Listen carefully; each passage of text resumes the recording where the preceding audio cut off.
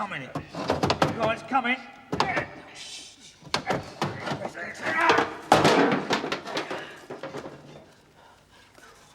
Ain't that beautiful?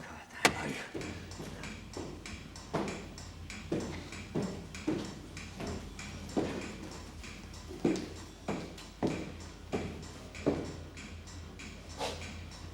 One for me, one for you, one for me, one for you, one for us.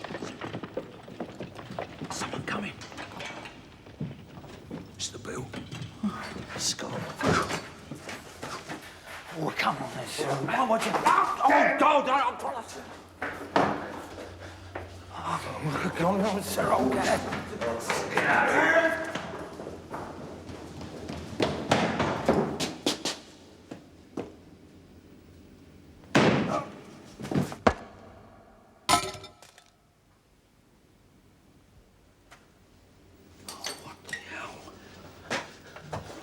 What have you done, Ted? Nothing. What have you done, Cyril? You come chawed up. Never. No one ever. The bill. No. Go back down the tunnel. And we'll have to go this way. You ought never to have done it, Cyril. What do you mean I ought never have done it?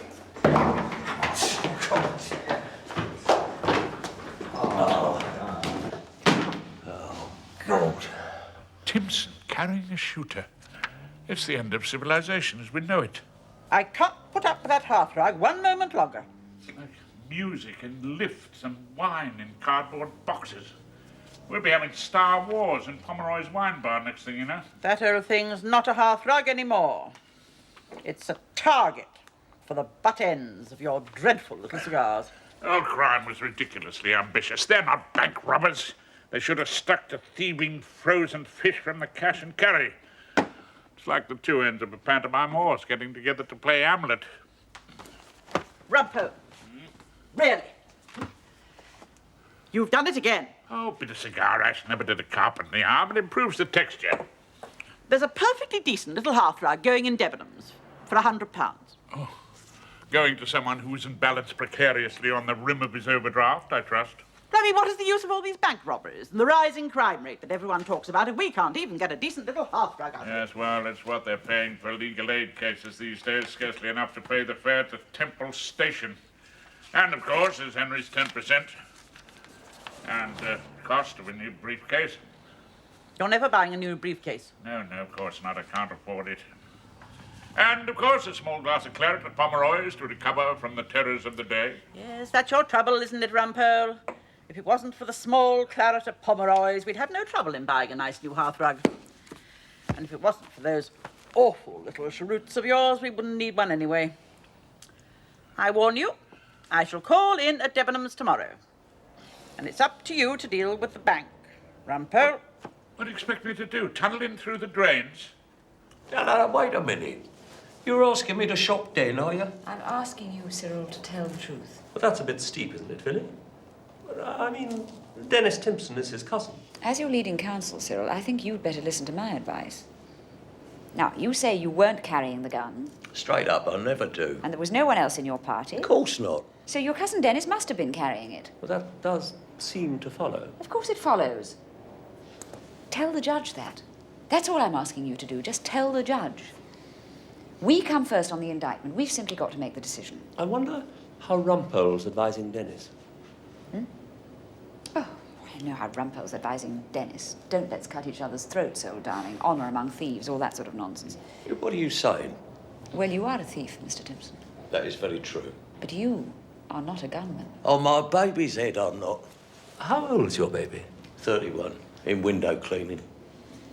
What, does it matter? Not in the least. Let's just stick to the important points in this case, shall we? Now, our case is you are not a gunman, but your cousin Dennis is. Must say, looks like it. I can't believe it of the lad. That is what you have got to tell the judge. Are you clear about that? If you say so. Rumpole's not going to like it. Oh, do have a bit of courage, Claude. We can't always be thinking of what Rumpole's going to like.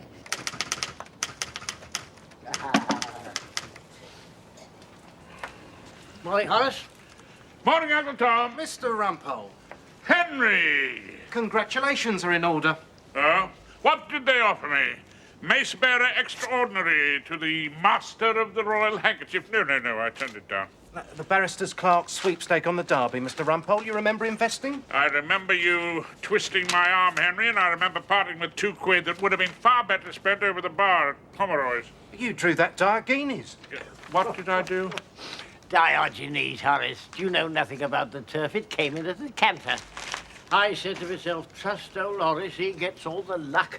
Have a little win, did I? 100 of the best, Mr. Rumpole.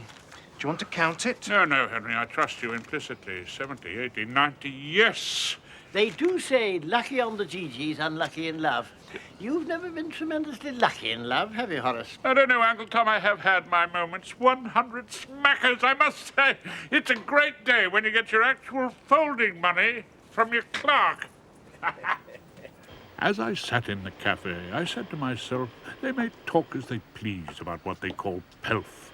They may sneer as they like about eating and drinking, but I cannot help it. I cannot help thinking how pleasant it is to have money. Hey-ho. How pleasant it is to have money. So pleasant it is to have money. You and I have known each other a great number of years, Dennis. You're a sporting man, Mr. Rumpole. And I've never known a Timpson carry a shooter before. Oh, I do take an interest in the turf, yeah. Bloke in here cleared $250,000 on a 4-horse accumulator. $250,000? Yeah, look, seen boarding an aeroplane for the Seychelles. Seychelles. Far away from Judge Bullingham and the Old Bailey. I could make more than that on a 4-horse accumulator if I had a ton. Ton of what? £100 stake. £100? Yeah. Reckon I could top 300 grand next few days. Do you know what's going to happen when you and Cyril get into the witness box and start blaming each other? It is called a cutthroat defense. And the prosecutor will be chortling in his joy and handing out the razors, and you will both be found guilty. Did you say £300,000? Yeah. On a 4-horse accumulator. For what? Accumulator. I could get 9 to 1 about Pretty Balloon at Goodwood this afternoon. Do you want me to take a note of any of this? No, Miss Probert, thank you. I will. Pretty Balloon. That'll be £1,000, and that could go on to Mother's Ruin at Redcar. No, 5 to 1, I should think. Ruin. Right, that's 6 there, and that could go on to Ever So Grateful. And that should get you 4s at Yarmouth. Ever so grateful. Oh, that's 30 grand. Sounds a polite little boss. Yeah, what we need now is a nice little 10 to 1 for a bit of a gamble. Gamble, what's it been up to now, pray? A doddle. Oh, yes, as easy as breaking into a bank vault. Do me a favour, Mr. Rumpole. Don't bring that up again. Kissogram, Newmarket, Wednesday. Kiss Oh. grand. Anti-post price, that should bring you in, let's say, 330 grand. Give or take a little. In round figures. Oh, yeah, round figures, yeah. Tell me something, Dennis. All right, about the shooter. Oh, we'll come back to the shooter in a minute. But you have been in custody since that fateful night. 6 months now, Mr. Rumpole. Well, we shall get that off the sentence. Well, being in Brixton and now here, I suppose it's been a bit difficult to put on a little bet or two. I mean, not to mention a 4-horse accumulator. Bless your heart, Mr. Rumpole. No, there's always screws who'll do it for you. Even here, down the old Bailey cells. What screws put on bets? You know, Gerald, you know, he's the fat one at the gate. The one that's always got his face in a bacon sarnie. Gerald. Well, I think that's all on the legal aspects of the case. Just remember one thing, Dennis. The Timpsons do not carry shooters and they do not grass on each other. That's true, Mr. Rumpole. That has always been our point of honour. So you won't grass on Cyril? Not unless I have to. What is honour? A word. What is that word? Honour. Air. Well, we'd better get upstairs. I think I might try a few passes with the legal cape at the Mad Bull. Hasta toro, hasta la muerte.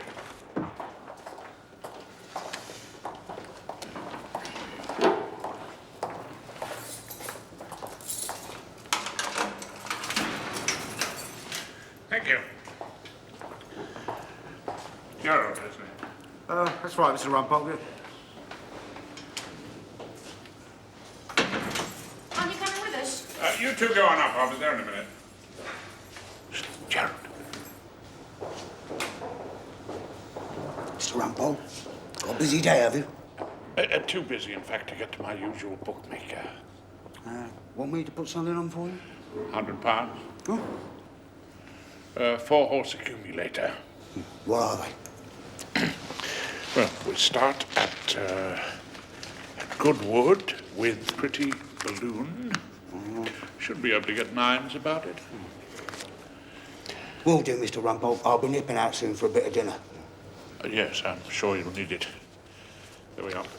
He either fears his fate too much, or his deserts are small that puts it not under the touch to win or lose it all. Mr. Rumpole!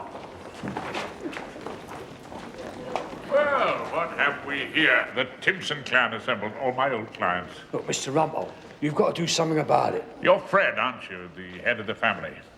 Yeah, well, they do look to me whenever there's a point of family honour, like. Oh, this is Den's Doris. Doris? And I'm Cyril's Maureen. Yes, of course. Unfortunately, we're being made a larvest of.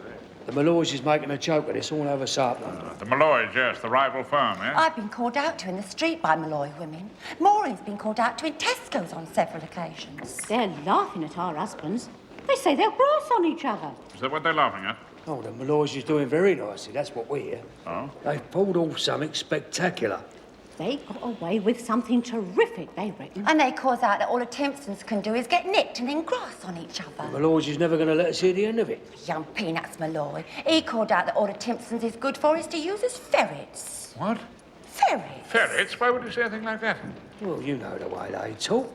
Look, Mr. Rumpole, we want you to go in there and save our name. I'll do what I can for the honour of the Timpsons, Fred. After all, your clan has done more to keep the Old Bailey in business than 1,000 lawyers. My application, my lord, is for a separate trial for my client, Mr. Dennis Timpson. Any particular reason, Mr. Rumpole, apart from a natural desire to spin out these proceedings as long as possible? I assume your client is on legal aid. My natural desire, my lord, is to see that justice is done to my client. Provided it is all paid for by the unfortunate ratepayers of the city of London. Go on. I understand that my co-defendant, Mr. Cyril Timpson, will be giving evidence accusing my client, Mr. Dennis Timpson, of carrying the gun. And no doubt you intend to return the compliment. I'm not prepared to say at this moment what my defense will be, my lord. But it might be a cutthroat. That is possible, my lord. Mrs. Erskine-Brown, do you support Mr. Rumpole's application? My lord, I do not. Oh, thank you very much. I'm sure that under your lordship's wise guidance, justice will be done to both the defendants. When it comes to buttering up the bull, she lays it on with the trial. You may well warn the jury of the danger of convicting Mr. Dennis Timpson on the evidence of an accomplice. But of course they can do so if they think it right. Oh, I shall certainly tell them that, Mrs. Erskine-Brown. And the court is very grateful for your valuable contribution. Have you anything further to say that might make me change my mind, Mr. Rumpole? Nothing could change that mass of bone. Did you say something? What did you say? Did you say something? Nothing. I'll leave the point alone, my lord. I might say I'm about to board an aeroplane for the Seychelles. If I won the 4-horse accumulator. Some of you may know the Pennywise, a small bank of impeccable reputation. It is situated at the corner of Abraham Avenue, Tooting. And the men entered from a manhole just 5 yards from that corner. I would like to draw the court's attention to the agreed plan.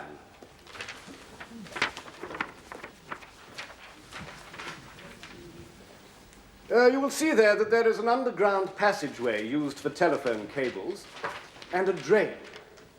So that all these highly sophisticated robbers had to do was to crawl along the existing tunnel and then break through the wall into the L-shaped strong room.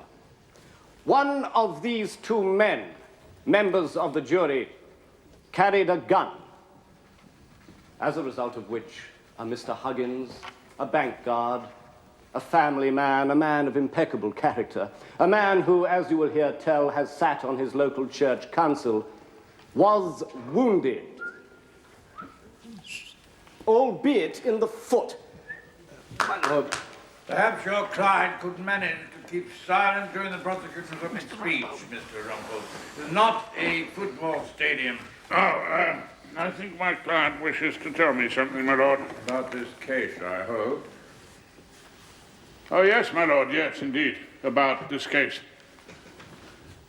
The screws told me, Mr. Rumpole, pretty balloon With Mr. Rumpole's romped permission, my home lord, in a and with canter the greatest respect, at Goodwood. may I be allowed to proceed with the case for the prosecution? 1 up and 3 to go. She's a very attractive advocate, Mrs. Erskine Brown. Really most attractive advocate. Yes, Judge. I always listen to her with great pleasure. Where do you think Mr. Erskine Brown is? Sitting behind her. He's her junior. Oh, yes, I'd overlooked that. Hasn't opened his mouth much during this case, has he? Seems rather a poor specimen in many ways. Simpson, Yes, Judge? do you think it would be entirely, well, inappropriate if I was to send Mrs. Erskine Brown a box of chocolates? Yes, Judge. I mean, yes, I can. No, I mean, yes, it would be entirely inappropriate. Why, hasn't she got a sweet tooth? The Lord Chancellor wouldn't like it. I wasn't thinking of sending chocolates to the Lord Chancellor. Yes, but I mean- Yes, I know what you mean. All right. Still, there's no reason why I shouldn't get the sheriff to ask you to come and have lunch with the judges, is there? Were you thinking of asking Mr. Erskine Brown too? No, I wasn't thinking of asking Mr. Erskine Brown too. Either she comes alone, or I send a box of chocolates. Oh, well. Just a few facts that might be useful about Den Timpson, Mrs. Erskine Brown. Phillida, please. Phillida. There's a conviction for possessing a firearm without a license. Pistol. No, shotgun, I'm afraid. But I don't suppose our Den goes out after the pheasants with the dentures. No, I don't suppose he does. Thank you. Cheers.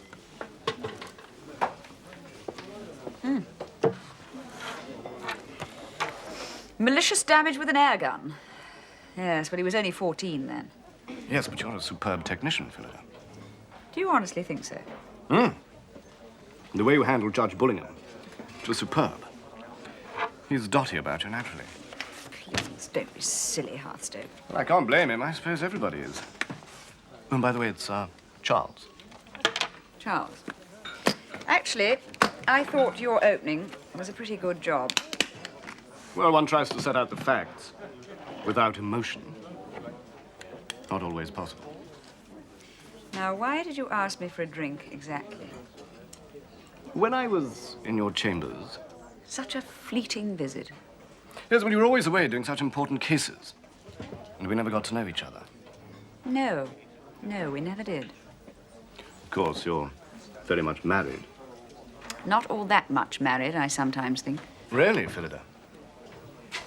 Can I top you up? Yes. Champagne! How delicious! And I know exactly what you're celebrating. Do you, Rumpole? Yes, indeed I do, Hearthrug. Oh, yes, thank you. We'd love a glass. Set yourself down, Miss Roberts. I don't want anything, thank you. Oh, do you not? I do. I want some answers to a couple of simple questions. I can't think what those could be. Jack, a couple of extra glasses, please. Right. Come off it, Portia. You are celebrating the unholy alliance between your client, Mr. Cyril Timpson, and the prosecution, with a full exchange of information designed to send my poor old Dennis away for at least 14 years. Oh, come on, Rumpole, that isn't fair. No, indeed, Portia, it is not fair. It is true, isn't it? Ah, thank you, Jack. Well, oh, dear, méthode champenoise. You disappoint me, Hearthrug. Actually, Charles, it's quite delicious. What, grape juice and gas? Wait for the headache. Oh, you do know Ms. Probert, don't you? Yes, of course. There's one thing I've always wanted to ask you. I mean, now you're a QC and all that, but when you started at the bar, wasn't it terribly difficult being a woman? No, it comes quite naturally to some of us. Not that I had much choice in the matter. But didn't you come up against a load of fixed male attitudes? Well, that's what made it all such tremendous fun. If you really want to know, I didn't get a particularly good law degree, but I've never had the slightest difficulty in getting on with men. No, clearly not. One thing I wanted to ask you. About the exploitation of women at the bar? No, just seen any good operas lately? You must have learned a great lesson from our Portia today, Ms. Probert. How to succeed at the bar by reducing Judge Bullingham to a trembling blob of sexual excitement. I've never been able to manage it myself. Oh, there's your husband. Has he lost you? Rumpole, lay off. Are you going to lay off Dennis? He wandered lonely as a clod that floats. Why don't you sit next to Miz? I'll squeeze in here. Next to Philly. Ah, well, there we are then. All nice and cozy. Oh, can I borrow your standard, old darling? Thank you. I went back to Chambers, Philly. They said you hadn't been in. No, I came straight here. I've been discussing the case with prosecuting counsel. Oh, yes. Yes, of course. Stop press. Late result from red car. Mother's ruined. 2 down and 2 to go. Thank you very much, old darling. I'm almost inclined to order a bottle of the real stuff. Why, what are you celebrating? Well, I don't know about you fellows, but I've made a couple of small investments which seem to be turning out rather well. What would you say if this should turn out to be Rumpole's positively last case?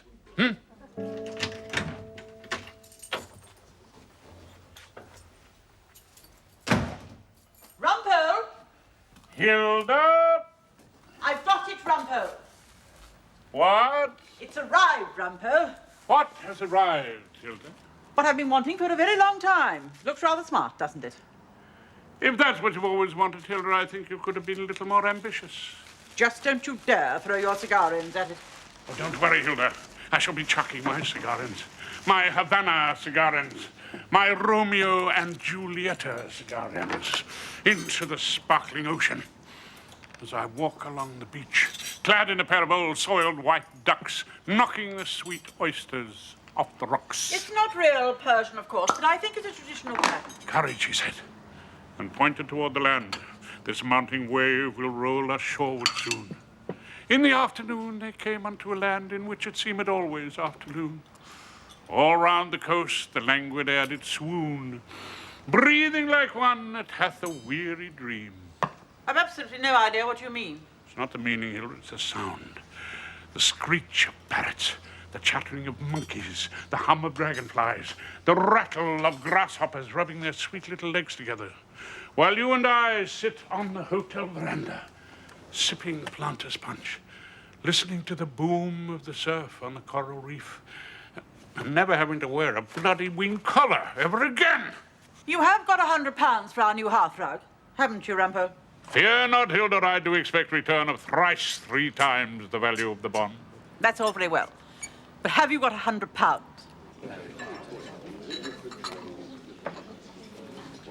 He said his positively last case. No, I'm not sure. One thing Rumpole's taught me, never take anything he says at face value. He's playing some sort of game in this case, for instance. Yes, but without Rumpole there, I don't see why I shouldn't find my way back into your chambers at Equity Court. You might come back into the fold. And try and streamline your operation. Well, it can't go on the same way forever, can it? No. No, of course not. We must drag the bar kicking and screaming into the 21st century. Do you know, sometimes I envy my clients. Getting into trouble and leaving home and doing extraordinary things. Dreadful things sometimes, but their lives aren't dull. Everything happens to them. Honestly, Charles, nothing happens to us. Nothing adventurous, really. Well, perhaps it will. Claude, we're here. If this is Rumpole's last case, almost anything can happen. Almost anything. Oh, yes. Claude, Charles Hearthstone may join us. Join us? Yes, come back into chambers again, if Rumpole's really leaving. Oh. Well, you don't want to do that, do you? Don't I? Well, a fellow like you, who understands about computers, you don't really want to hang around in Equity Court, do you?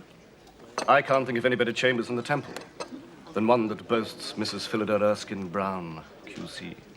Oh, I say, Charles, don't talk rubbish. Detective Inspector Bellman, I understand that no fingerprints were found on the gun. Mr. Rumpole, I imagine these gentry are too... Yes, my lord, too what? Too intelligent to leave fingerprints behind. Your lordship. Yes, Mr. Rumpole? My lord, the prosecution in this case is in the hands of my learned friend, Mr. Hearthrug. Hearthstoke. Ah, beg his pardon, Hearthstone. I'm sure he needs no assistance from your lordship. Rumpole, that was an outrageous remark and one that I may have to consider reporting for professional misconduct. By that time, old darling, I may have boarded a plane for the Seychelles. I'm sorry if anything I said could possibly be construed as discourtesy to your lordship. Very well. Let's get on with it. Thank you, my lord. Inspector Bowman, was the interior of the strong room, and in particular the safe, examined for fingerprints? Yes, it was. And, again, no fingerprints of either Mr. Cyril or Mr. Dennis Timpson were found? That is true, my lord. But no doubt there were other fingerprints to be found on the safe. Of course. And no doubt many of them came from bank employees. No doubt about that, my lord. But did you take the trouble to check any of those fingerprints with criminal records? Why should we have done that? Why, to see if any of them corresponded to fingerprints of known criminals other than the two Mr. Timpsons. No, we didn't. Well, why not? The two Mr. Timpsons were the only men we found at the scene of the crime, and we had established that they were wearing gloves. Because they had gloves on when they caught them. Oh, we are so much obliged to the learned judge for his most helpful interjections, aren't we, Inspector? Otherwise, you might have to think of some of the answers for yourself.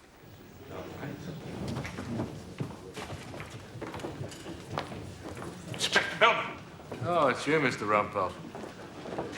Inspector Bellman, I have always regarded you as a thoroughly dependable and straightforward officer.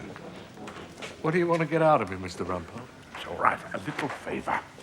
Why should I do you a favour? Yes, why indeed? You've been a bit of a thorn in my flesh over the years, if I have to be honest. Well, if I were to promise never to be a thorn in your flesh again. You mean not making me and my officers look Charlies in front of the jury? Never again. Not letting the Timpsons get away with murder? Never murder, Inspector. A little stolen fish occasionally. And not getting my young DCs tied up in their own notebooks? If I were to swear on my old wig never to do such a thing again, in fact, if I were to tell you this would be my positively last case. Then I suppose I might be more inclined to help her. Nothing illegal, of course. Illegal, perish the thought. No. This is guaranteed to serve the interests of justice. Cyril Timpson, did you take this pistol with you when you tunnelled into the Pennywise Savings Bank? No, I never. That's all, Portia. That's all you need to ask. Did you have any idea, Mr. Timpson, that your cousin Dennis was armed with a pistol? My lord, I must object. There is absolutely no evidence to show that Dennis Timpson was armed with anything. The pistol was there at the scene of the crime, Mr. Rumpole. Somebody must have brought it. Somebody, perhaps, my lord, but the question assumes that it was my client. Brown, carry on. You may ask your question. If your lordship pleases. You don't have to. Remember the quality of mercy. Did you have any idea that Dennis was armed? You forgot it. No idea at all. And what would you have said if you had known? My lord, how can this be evidence? It is pure speculation. Please, Mrs. Erskine Brown, do ask your question. Your lordship. What would you have said? Leave that thing at home, then. That is not the way we carry on our business. Thank you very much, Mr. Timpson. Just stay there, will you? Done your worst, have you? Mr. Cyril Timpson, when you were removing part of the contents of the safe, you suddenly ran out into the corridor. Why was that? We thought we heard a noise, to be honest. Coming from where? He said from behind us, Mr. Rumpole. Oh, thank you, my lord, so much. It was that noise which made you retreat. No, we thought we was being copped, like. Then why didn't you retreat back into the tunnel where you came from?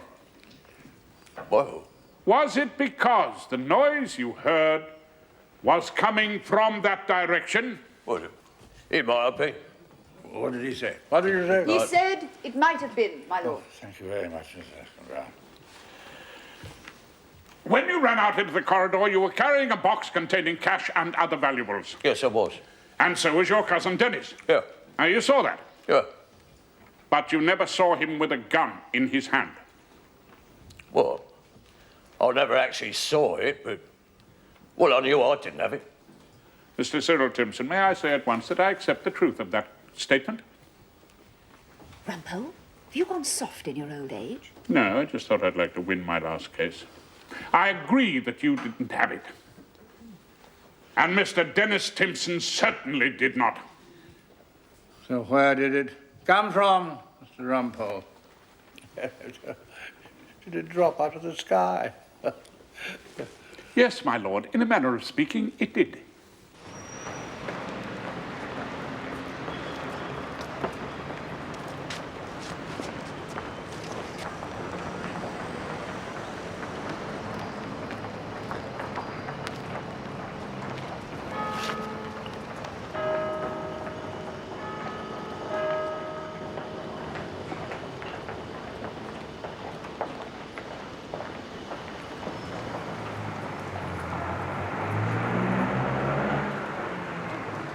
Got the Punter's Guide, love. First edition. Hunter's just come in, dear. Haven't got them undone yet. Want the first race in Yarmouth? Oh, here, let me help. I shall manage, dear. Eventually. Eventually's no good, love. Excuse me. Yarmouth, Yarmouth, Yarmouth. First. Ever so grateful. Oh, I say, tar, most awfully.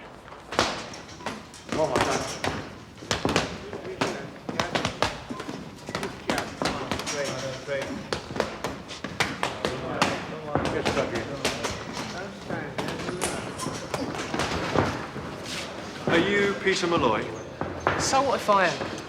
I must ask you to accompany me to the station, where my inspector would like to ask you some questions. Oh, yeah? What about then? I believe it's about a fingerprint.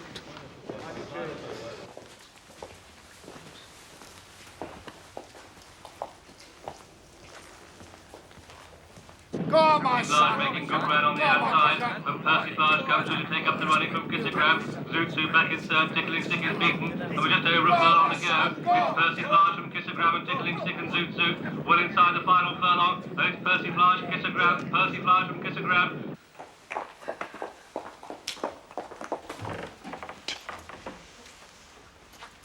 Rumpole! Where on earth have you been? Here's your lunch. At last. At long last, Miss Probert. The day has arrived when I can open my defense to the jury and say exactly what I think. Exactly. Well, why today especially? Because, Miss Probert, Kissagram absolutely rumped it.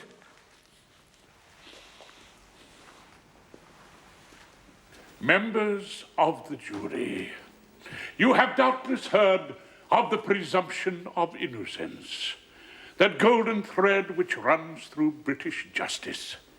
Everyone in this fair land of ours is presumed to be innocent until they are proved to be guilty. And against this presumption, there is another mighty legal doctrine. It is known as the Bullingham factor.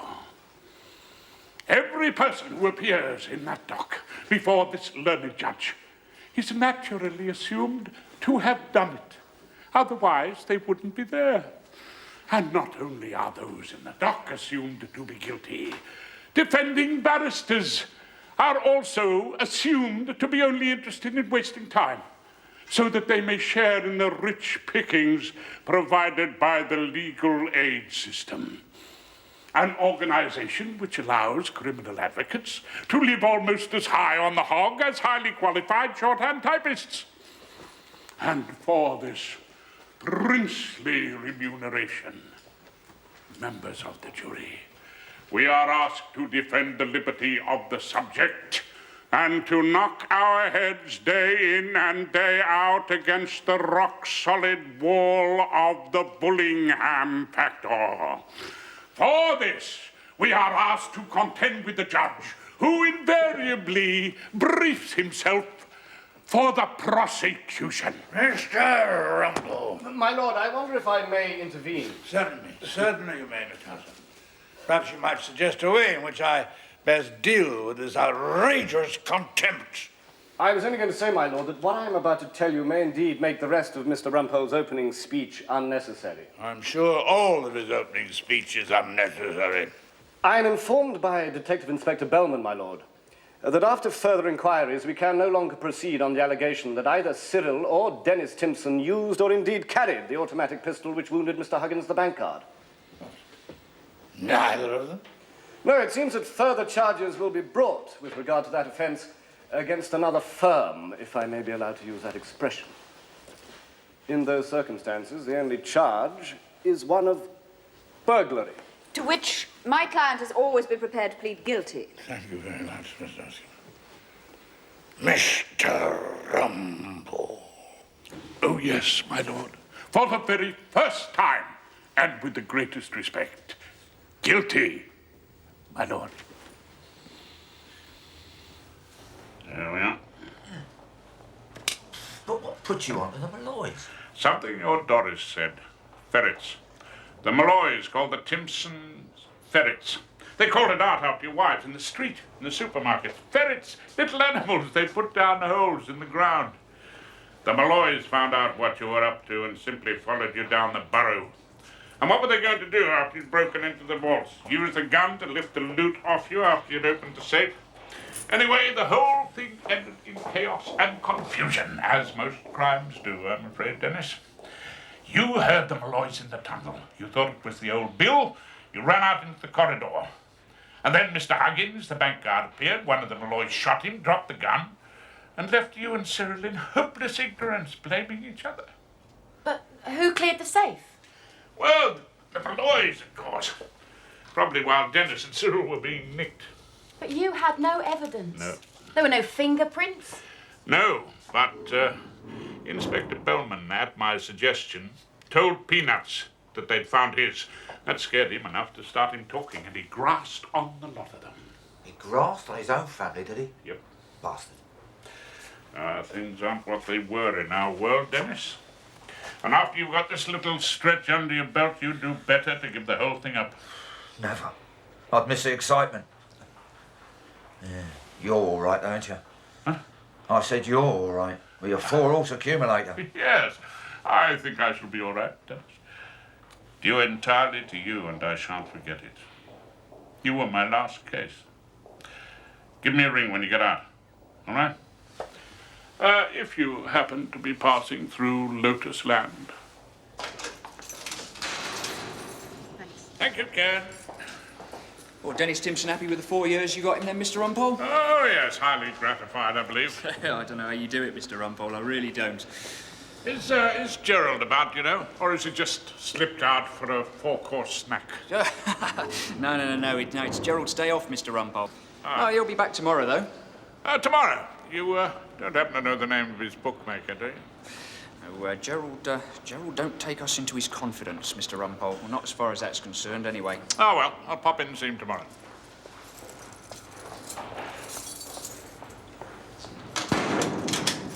My dear Mrs. Erskine Brown, Phyllis. Philida. Yes, Phyllis, no need for you to stay. The case is over. You've got a train to catch. Please, do sit down. Thank you, Judge. Your opening speech from the defense had me absolutely lost in admiration. Would you care for a glass of sherry? Yes, please. It was a tragedy about Rumpole. Tragedy, yes. Afraid I shall have to report him for professional misconduct. Thank you. No, Judge, I meant it was a tragedy. He was interrupted. What? I read the second half of that speech, Judge. Rumpole was extremely flattering, but then I think the things he said about you were no less than the truth. Flattering? One of the fairest and most compassionate judges ever to have sat at the Old Bailey. Combines the wisdom of Solomon with the humanity of Florence Nightingale. Those were just a couple of quotations. That's not exactly how the speech started out, was it, Philida? Oh, no, Judge, no. Rumpole was describing the sort of mistaken view that a jury might have of an Old Bailey judge. Then he was about to put them right. But, of course, the case collapsed, and he never gave the rest of that marvellous speech. Can you remember anything else he was about to say? Yes. With Judge Bullingham, the quality of mercy is not strained. It droppeth as the gentle rain from heaven. Rather well put, I thought. Will you still be reporting Rumpole to his inn?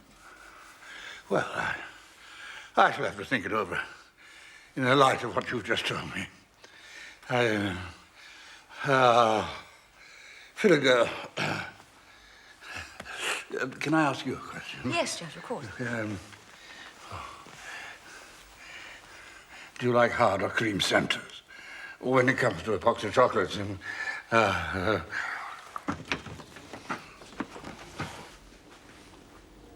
It's the end. Mr. Rumpole?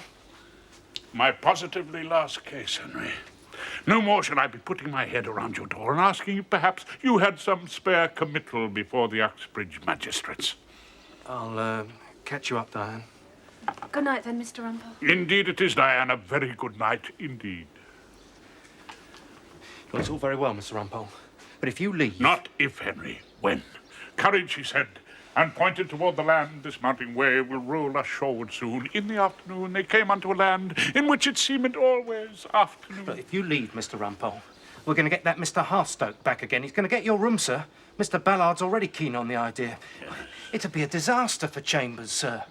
And my 10%. And Diane's threatened to hand in her notice. I delivered you from the hearthrug once before. You did, Mr. Rumpole, and I shall always thank you for it. A little matter of massage parlours, if I remember. If I could stave off the attack again. Oh, Mr. Rumpole, if only you could. It might be my last good deed before I board an aeroplane for Lotus Land. It isn't only the 10%, Mr. Rumpole. It's the relationship with Diane. Ah. I had an appointment with Mr. Ballard at 6:15. Is this conference over? I think so, sir, if you'd like to go up. I'm a little early yet. Just wanted to check your old room, Rumpole, before I get the decorators in. Well, I'll be getting along then, sir. Courage, Henry. I'll hold the fort. Excellent win, Hearthrug. Well, who won? Well, you did. I mean, you were prosecuting, we pleaded guilty, you got a conviction. Yes, brilliant work, excellent. Well, you'll be taking over my old room in Chambers. Yes, well, you are leaving, aren't you? Oh, yes, indeed, I'm leaving, yes. Well, old darling, it looks as though your life is going to undergo a few changes. Well, it's a good thing. Establishing new relationships. Do you have much experience as a father? As a father? No, none at all. Oh, dear. Oh, well, never mind. I expect you'll pick it up pretty quickly. Rumpole, what on earth are you talking about? The Erskine Brown brood. Well, it's pretty obvious, old darling. You've fallen for our Portia hook, line, and probably sinker. And when you move into Chambers, surely she'll be expecting to move into your little bachelor pad in Battersea, and, of course, bringing the children with her. Bringing the children? You're a brave man to be taking on that little lot. They're quite a handful, I understand. Already in the top form at primary school, and still expecting to be fed on demand. Children? Well, young Tristan and Isolde. Oh, never mind. Claude will probably be popping in fairly often to take them to the ring. They'll come home whistling all the tunes. You know, I wonder if my room might be a bit cramped for you. Yes, funny you should say that. I had been wondering, all things considered, whether these chambers are just what I'm looking for.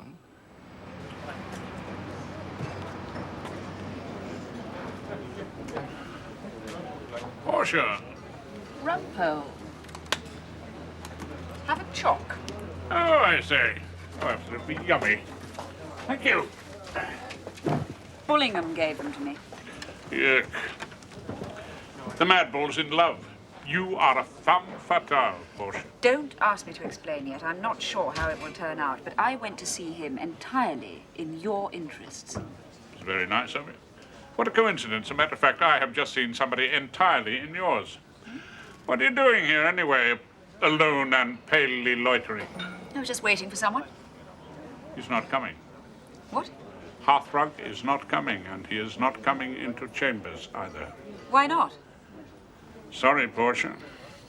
I told him that you wanted to move into his little garçonniere in Battersea and bring the children with you. Rumpole, I would never have done that. I'm very glad to hear it. Anyway, he turned deathly pale and decided to cancel his subscription. The rat. Well, it was Henry and Diane I was thinking of as much as you. They don't deserve Hearthrug any more than you do. None of you deserve him. I was only considering a small adventure. Cheer up, Portia. In the circumstances, I think the time has come for me to order the Dom Perignon. Good heavens. Method champenoise is a thing of the past.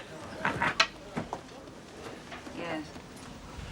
Jack, a bottle of your best bubbles, if you please. Nothing less than the dear old Dom to answer the occasion. Very good, Mr. Rumpole. Hi, Claudius. Ah, Rumpole, there you are. I'm in the chair. Care for a glass of the vintage bubbly? Extremely well, thank you. I just took a telephone message for you in the clerk's room. Oh, really? Well, if it's a murder tomorrow morning, I'm not really interested. No, this was a rather strange-sounding fellow. I wouldn't have thought he was completely sober, to be quite honest. He said his name was Gerald. Gerald, of course. Gerald, yes. Said he was calling from London Airport. Where? He said, would I give his thanks to Mr. Rumpole for the excellent tips, and he was just boarding a plane for a warmer climate.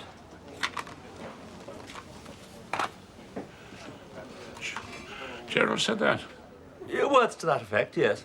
And then he said he had to go. They were calling his flight. Jack.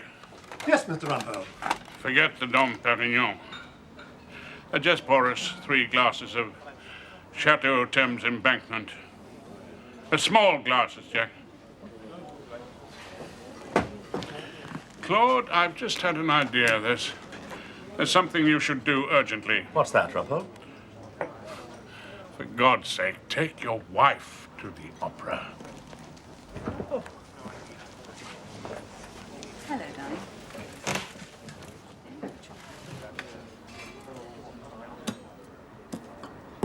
No, nothing. Not even a betting slip. I trusted him, you see. Ah, so innocent. We look after our clients, but we're such bloody fools about ourselves. You mean you lost my £100? Oh, it's not lost, Hilda. I know exactly where it is. It's on its way to a warmer climate with about 300,000 friends. The £100 I spent on the new hearth rug. Oh, that £100 is still in the account at the Carrying Bank, Hilda. Coloured red.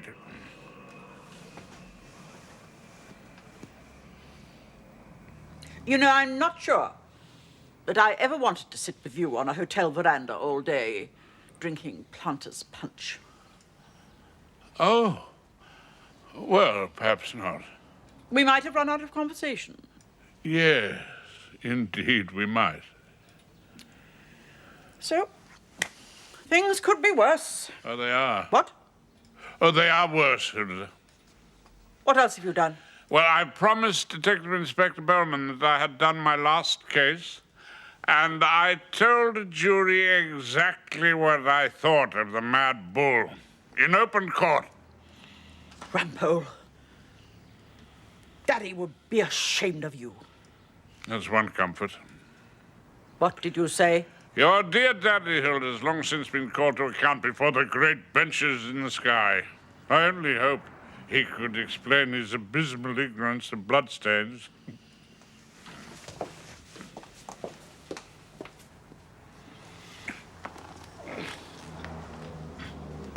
Rumpole? Yes, Hilda. What are you going to be doing tomorrow? Tomorrow? Yes, well, I mean, I hope you're not really going to retire or anything. I hope you're not going to be hanging around the flat all day. You will be taking your usual tube, won't you? At 8:45. To hear is to obey. Courage, he said, and pointed toward Temple Tube Station.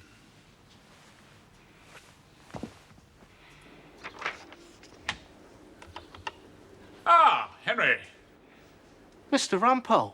Any chance of a small brief at the Uxbridge Magistrates' Court?